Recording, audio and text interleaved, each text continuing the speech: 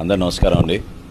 కూటమి ప్రభుత్వం ఎన్నికల ముందు ఇచ్చిన సూపర్ 6 హామీలో భాగంగా దీపం 2 పథకం అద్భుతంగా మన గౌరవ ముఖ్యమంత్రి గారు అదేవిధంగా గౌరవ ఉప ముఖ్యమంత్రి గారి ఆలోచనలతోటి దీపావళి నుంచి రాష్ట్ర ప్రజలందరికీ కూడా మొదటి విడతలో భాగంగా ప్రతి ఒక్క లబ్ధిదారులకి దీపం 2 కింద గ్యాస్ ఉచితంగా అందించడానికి ఒక అద్భుతమైన ప్రయత్నం జరిగింది.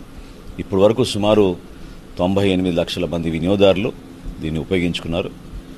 మార్చి 31వ తారీఖు వరకు ఇంకా సమయం ఉంది కాబట్టి దయచేసి మన రాష్ట్రంలో అర్హత ఉన్న లబ్ధిదారులందరూ కూడా ఉచిత గ్యాస్ పథకం దీపం 2 కింద పొందే విధంగా మీరు ఇమీడియట్గా నమోదు చేసుకోవాల్సిన అవకాశం ఉంది.